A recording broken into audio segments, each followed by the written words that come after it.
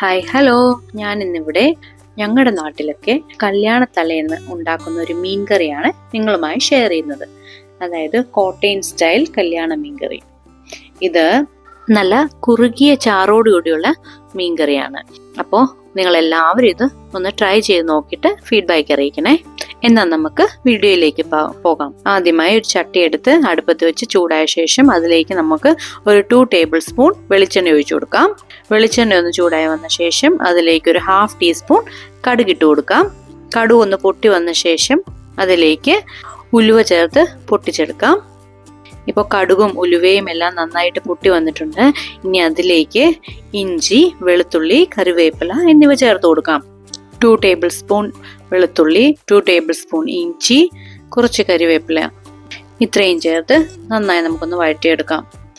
ഇത് ഒത്തിരി ഫ്രൈ ആകേണ്ട കാര്യമില്ല, ചെറുതായിട്ടൊന്ന് വഴണ്ടു വന്നാൽ മതിയാകും. ഇപ്പോൾ ഇതിൻ്റെ പച്ചമണക്കം മാറി വന്നിട്ടുണ്ട്. ഇനി ഇതിലേക്ക് നമുക്ക് പൊടികളൊക്കെ ചേർത്ത് കൊടുക്കാം. 1/2 ടീസ്പൂൺ മഞ്ഞൾപ്പൊടി, 2 ടേബിൾ സ്പൂൺ മുളക് പൊടി.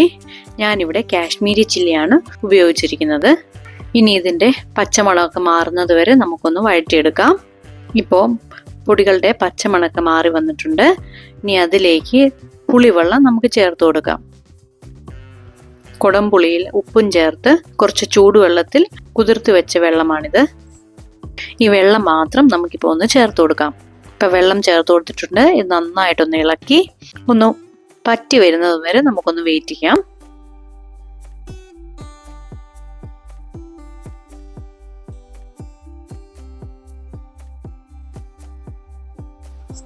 ഇപ്പോൾ ചാറൊക്കെ ഒന്ന് കുറുകി വന്നിട്ടുണ്ട്.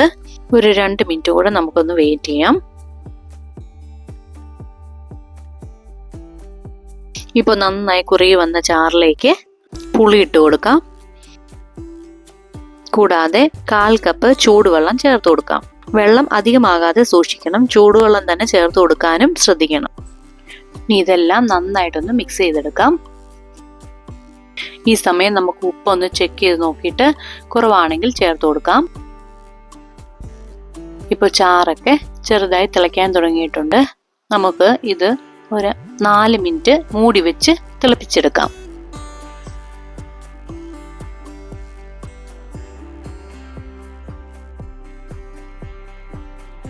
ഇപ്പോൾ 3 മിനിറ്റ് ആയിട്ടുണ്ട്.